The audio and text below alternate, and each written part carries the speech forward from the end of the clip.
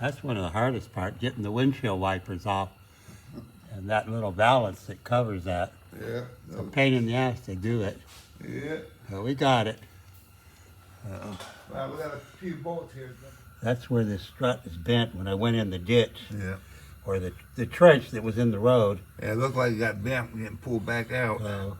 Today's the day we're going to fix it. The bin's going that way.